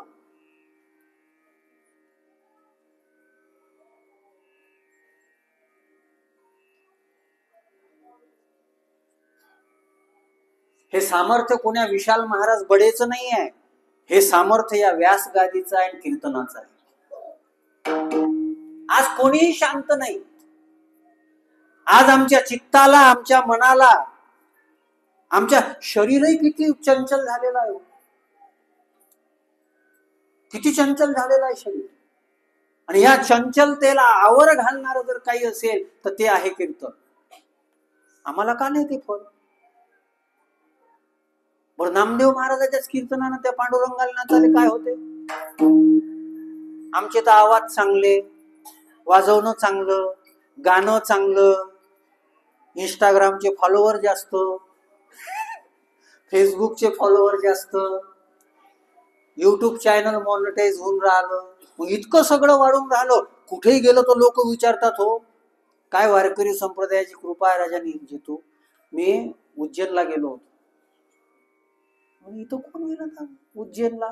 तिथं कमीत कमी 37 लोक धावत आले. महाराज महाराज आम्ही बुलढाणा जिल्ह्यातले, तुम्ही आमच्या गावाला कीर्तनाला आले होते. तिथं फोटो काढू लागले. आज आपल्या मायबापाचा फोटो काढण्याकरता पोरांना वेळ नाही, आणि ते पोरं कीर्तनकारासोबत फोटो काढतात. कारण काय आहे? काय कारण आहे? तुम्ही त्याच्यापासून प्रभावित होता, पण याच्यामध्येच तुम्ही अटकता. प्रभावित करणारा कीर्तनकार तुमचा उद्धार करू शकत नाही. जो तुम्हाला प्रकाशित करतो तो उद्धार करतो. प्रभाव तात्पुरता टिकणारा असतो. तुकोबारायांना म्हणावं लागलं, मधुरा वाणीच्या नका पडो भरी. कोणी चांगलं बोलतो ही त्याची कला आहे. कोणी चांगला वाजवतो ही त्याची कला आहे. कोणी चांगला गातो ही त्याची कला आहे. याच्यामध्ये गुंतू नका. त्याच्यामधला मूळ गाभा जो आहे परमार्थाच्या, त्या गाभ्यापर्यंत तो पोहोचतो का? आणि जो गाभ्यापर्यंत पोहोचतो ना, तो बाकी याच्यामध्ये गुंतत नाही. किती अंतराय सांगायची? अंतरायच अंतराय आहे. आपण प्रत्येकानं विचार करा, आपण देवापर्यंत पोहोचतोय का? प्रत्येकानं विचार करा. तुकोबाराय म्हणाले, देवा आम्ही याच्यात आलो नाही. आमची सायासाची जोडी माझी तुमचे पाय. आम्हाला तुमचे पाय जोडायचे आहे, तुम्हाला पकडायचं आहे, तुमच्या सोबत राहायचं आहे. पण याच्यामध्ये या सगळ्या गोष्टी अडचणी निर्माण करत आहेत. आणि म्हणून आता आमची एकच इच्छा आहे, काय? जळोतती येथे उपजविती अंतराय. जे हे दोष आहेत, जे हे काही अडचणी आहेत, हे खूप आहेत. नैष्कर्म स्थिती, कर्म न कळणं. अजून एक वेगळं सांगू, ज्ञानोबाराय फार समोरचे आहे, फार समोरचे. ज्ञानेश्वर भाऊ ज्ञानोबाराय म्हणतात, तुमची पुढची गती काय, परत दुसऱ्या लोकांमध्ये गती काय, हे सोडून द्या. जयाचे अहिक धड नाही, तयाचे परत्र पुसशी काही. हे ज्ञानोबाराय आहे. ज्ञानोबारायासारखा ऍडव्हान्स संत सापडणार नाही. अरे तुमचं इथं काय धड आहे? तुम्हाला पाहून जर एखादा माणूस दुसऱ्या रस्त्यानं जात असेल तर तुम्ही कुठं स्वर्ग वैकुंठाच्या गोष्टी करता? जयाचे अहिक धड नाही. ज्याच्या घरापासचा प्लॉट विकायला काढल्यानंतर किती भाव कमी केले तर लोक घ्यायला तयार नाही. हे काय जीवन आहे? हे काही जीवन आहे? समोर तुम्ही एकमेकाच्या तोंडावर तोंड पडल्यानंतर कोणी प्रेमानं बोलायला जर तयार नसेल, हे काही जीवन आहे? परमार्थाचा सगळ्यात मोठा गाभा लक्षात घ्या. हरिव्यापक सर्वत्र समाना, प्रेम ते प्रगट होई मै जाना. हरिव्यापक सर्वत्र समाना, प्रेम ते प्रगट होई मै जाना. देवाला विसरू नका. सगळ्यामध्ये परमात्मा आहे. एक फार सुंदर भजन आहे, फार सुंदर. म्हणू का? हिंदीमध्ये आहे, फार सुंदर आहे. एकदा मोरारी बापूंनी म्हटलं होतं, एकदा रमेशभाई ओझांनी म्हटलं होतं. आहे माझ्याकडे वेळ 10 मिनिट. म्हणू का? पक्क वेळ आहे तुम्हाला? सगळे असे सांगून राहिले जसं मी यायचं ऐकणारच आहो. राम नाम विसार बंदे, राम नाम विसार, राम नाम विसार बंदे, राम नाम विसार. खाली आना खाली जाना, इस जीवन का नहीं ठिकाना. खाली आना खाली जाना, इस जीवन का नहीं ठिकाना. इसमें नहीं कुछ सार बंदे, इसमें नहीं कुछ सार बंदे, राम नाम विसार, राम नाम विसार बंदे, राम नाम विसार. सगळ्या सुविधा, सगळ्या सोयी. अरे तुम्ही जेव्हा जन्माला आले काय घेऊन आले? खाली आना खाली जाना, इस जीवन का. कोणाला माहित आहे आपण किती जगणार आहोत? खाली आना खाली जाना. इथं तुम्ही कितीही ऐश करा, इथं तुम्ही कितीही मिजाज करा, माणूस किती परावलंबी आहे हो. माणसाचा जेव्हा जन्म होतो ना, सगळेजण आनंद करतात आणि त्याच्यासाठी मिठाई वाटली जाते, पण ती मिठाई माणसाला खाता येत. आणि माणूस जेव्हा मरतो ना, त्याच्या तेरवीमध्ये बुंदी किंवा जिलेबी वाटली जाते, तीही तो माणूस खाऊ शकत. तुमच्या जन्माच्या निमित्तानं, तुमच्या मृत्यूच्या निमित्तानं जे होते ना, त्याची चव जर आपल्याला घेता येत नाही तर आपली ठसन कशाची आहे? कशाची ठसन आहे? एका हिंदी कवीनं फार सुंदर म्हटलेलं आहे,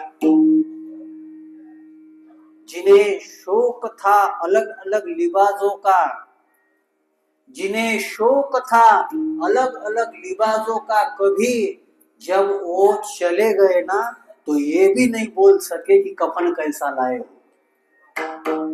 कोणाला बोलता येईल? घालून घ्या कपडे. फार सुंदर वर्णन त्या गीतामध्ये केलेलं आहे. खाली आना खाली जाना, इस जीवन का नहीं ठिकाना. जीवन के दिन चार बंदे, उसमें नहीं कुछ सार बंदे, राम नाम विसार बंदे, राम नाम विसार बंदे, राम नाम विसार. हा फार मोठं भजन आहे, पण मला विस्तार करता येणार नाही, माझ्याकडे वेळ नाही. देवाला विसरू नका. काहीही करा काहीही करा काहीही करा, देवाला विसरू नका. पांडव देवाला विसरले नाही, पांडवाच्या चुकी देवानं माफ केल्या. जुगार खेळणारा कोण असतो? महापापी असतो, पण त्या जुगार खेळणाऱ्या सोबत फक्त देवाला नाही विसरले ना, पांडवानं त्यांचं रक्षण केलं. पांडवांचं रक्षण केलं कृष्ण परमात्मा. जे देवाला नाही विसरले, सुदामा ब्राह्मण होता, सुदामा ब्राह्मण दरिद्रे पिढीला नाही विसरला पांडुरंगा. देवाला विसरला नाही. त्याचं दारिद्र्य देवाच्या आठवामध्ये आलं नाही. आपलं तर सगळं चांगलं आहे. काय वाईट आहे सांगा बरं मला. काय वाईट आहे आपलं? तरी आम्ही देवाला विसरतो. आणि पाप आणि पुण्याची व्याख्या झालेली आहे. तुकोबारायांची व्याख्या फार सुंदर आहे. जयामध्ये नारायण शुद्ध पुण्य ते. कीर्तन शुद्ध पुण्य कधी असेल जर देवासाठी आहे. कीर्तन शुद्ध पुण्य कधी आहे?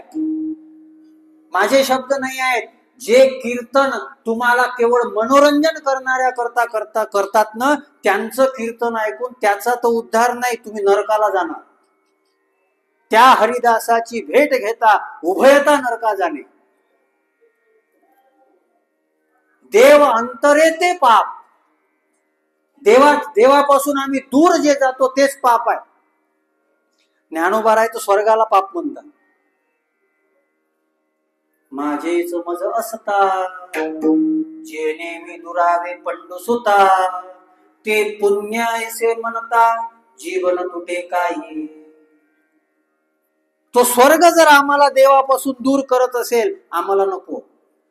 म्हणून तर नामदेव महाराज म्हणतात वैकुंठी जाऊन काय बा करावे. उगीच बसावे मौन रूप. आम्हाला नाही जायचं, तुझ्या पायरीपाशी थांबतो. तुकोबाराय म्हणतात मोक्ष नाही पाहिजे का?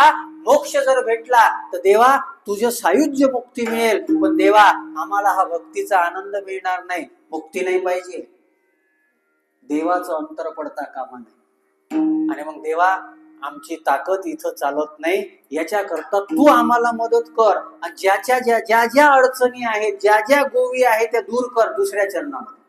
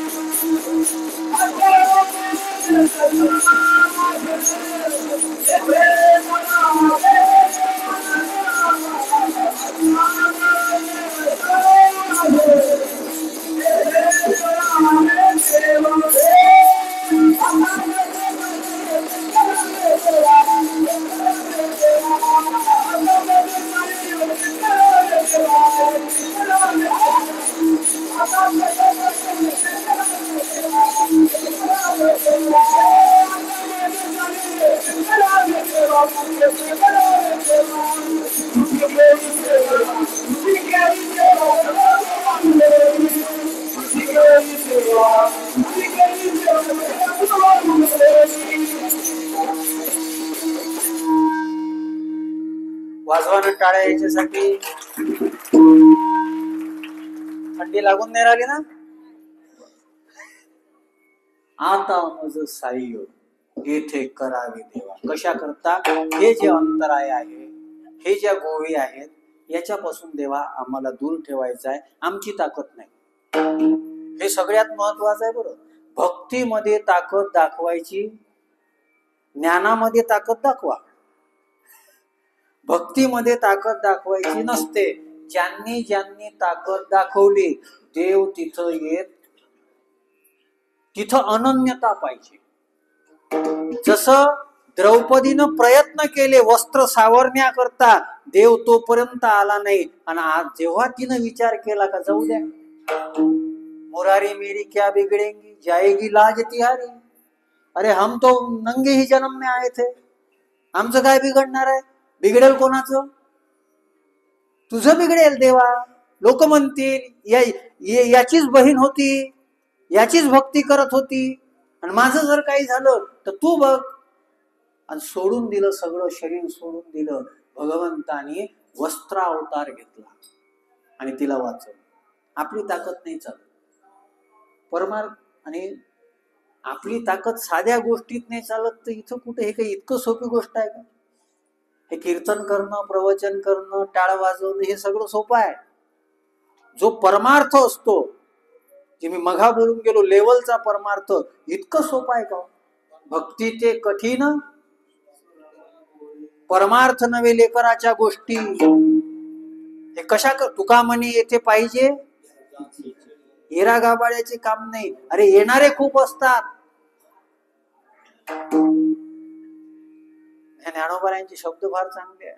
आस्थेची रिगताते, निघताना खूप गर्दी असते. 74 की 75 कोटी लोकांना कुंभमेळ्यात आंघोळ केली जाऊन.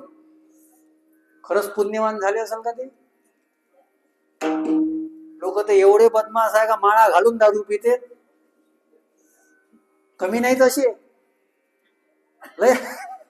मला तर नवल वाटते. बरं महाराज, खोटं नाही सांगत हो, काय अनुभव येतात. मी त्या दिवशी आमच्या गोशाळाकडे चाललो होतो महाराज. माझी ही नेमकी बैरखा माळ माझी वाली स्मरणी गाडीवरून खाली पडली, आणि नेमकं जे पडली ना, तेव्हा मी दारूच्या भट्टीच्या पुढे होतो. त्या आमच्या आपल्या चव्हाणच्या भट्टीपाशी. तर गाडीवरून मी खाली उतरायचं, तर एक माणूस तिथून चालला होता. तो माणूस तिथून चालला होता ना, तर त्यानं हा माळीला हात नाही लावला. मी म्हटलं देणार रे दादा. म्हणे महाराज मी हात लावला तर चालेल का?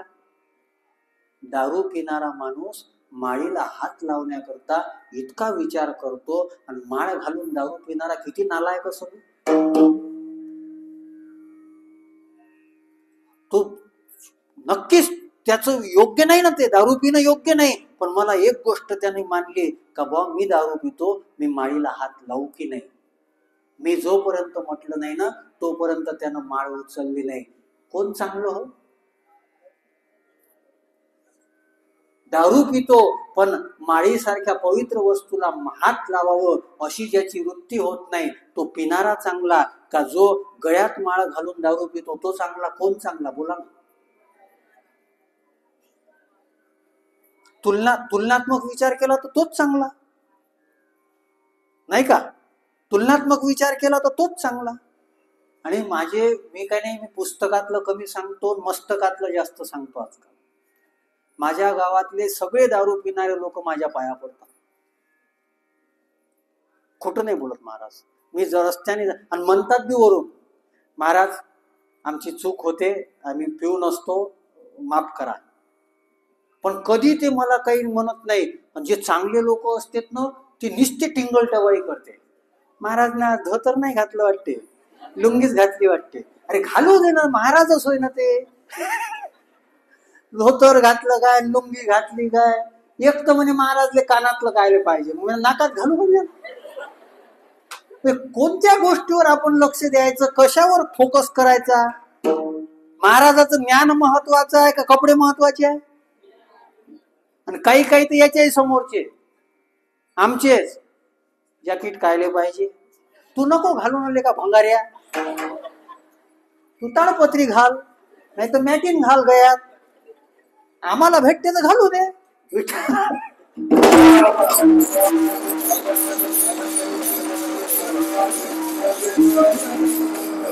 बंधनातून सोडवणारा परमार्थ आहे.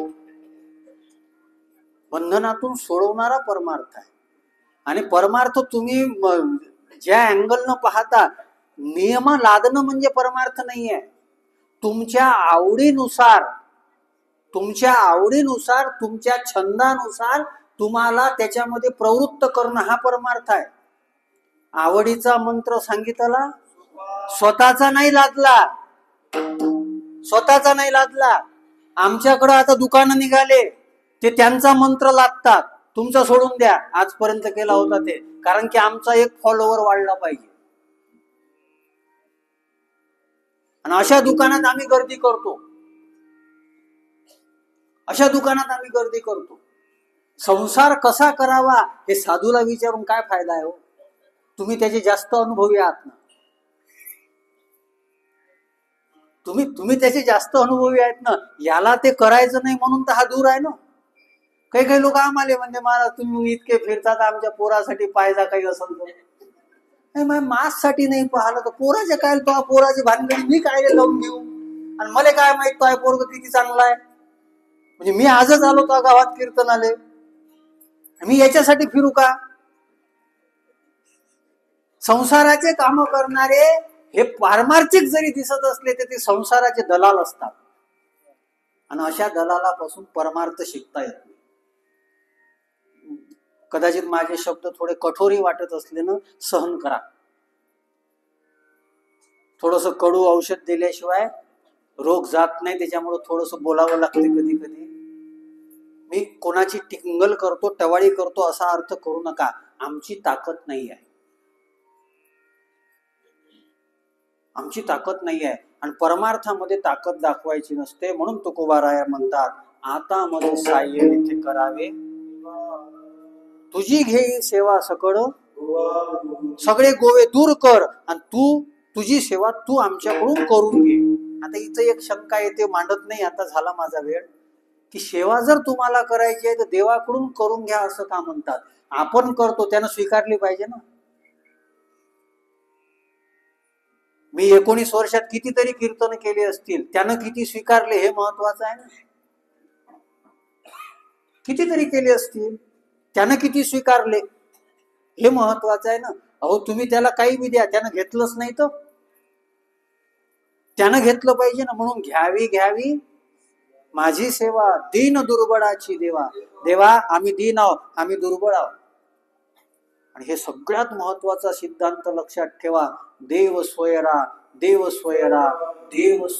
दिनाचा.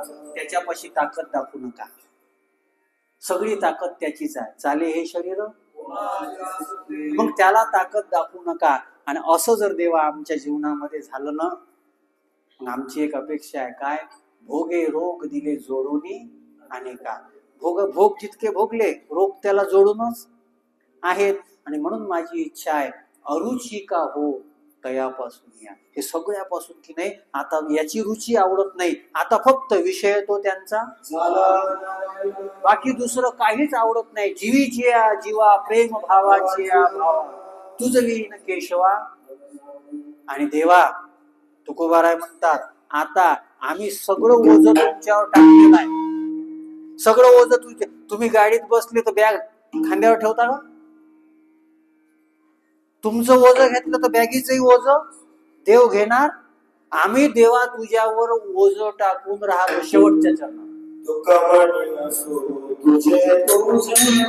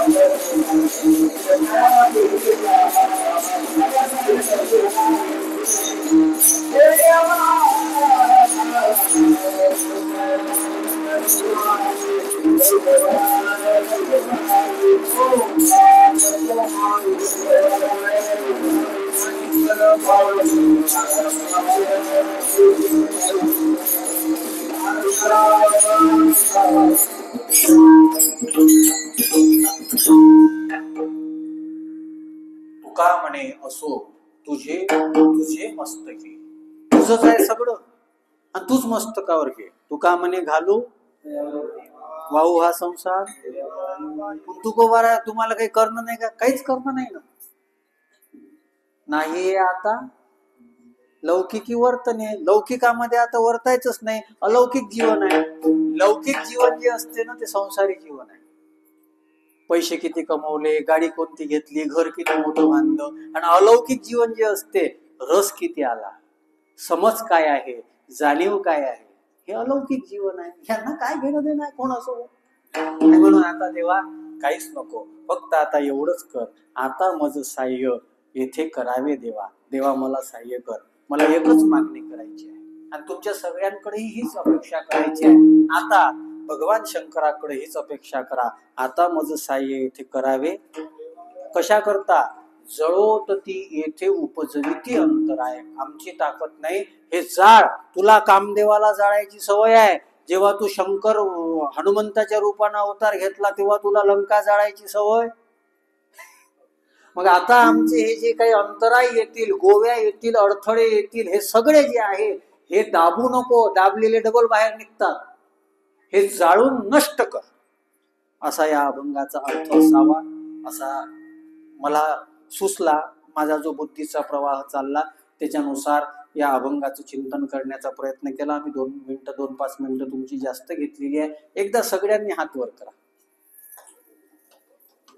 मागे केले सगळ्यांनी? छान, सुंदर दिसते. राहू देता का असेच? सगळ्यांनी फक्त 2 मिनिटं आहेत. फक्त 2 मिनिटं शेवटचं भजन आहे आणि थांबायचं आहे. सगळ्यांनी केले ना? कोणी नाही राहिलं?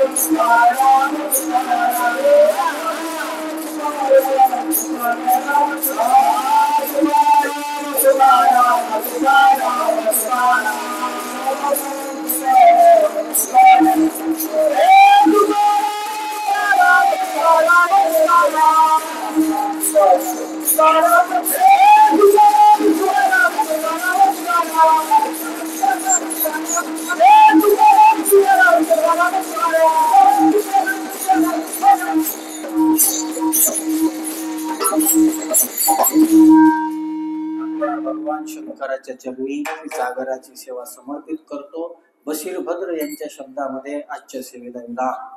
सितारों को आंखों में महफूज रखना, सितारों को आंखों में महफूज रखना, बहुत देर तक रात ही रात होंगी. सितारों को आंखों में महफूज रखना, बहुत देर तक रात ही रात होंगी. मुसाफिर हो तुम भी, मुसाफिर है हम भी, मुसाफिर है हम भी, मुसाफिर हो तुम भी.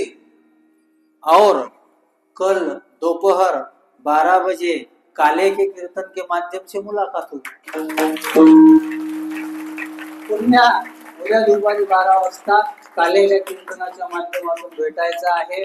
सगळ्यांना खूप असाच हा तुमचा उत्साह, या उत्साहाला कोणाची नजर लागू नये ही भगवान शंकराच्या चरणी प्रार्थना करतो. सगळ्या महाराज मंडळींनी साथ दिली त्याच्याकरता त्यांनाही खूप खूप धन्यवाद देतो.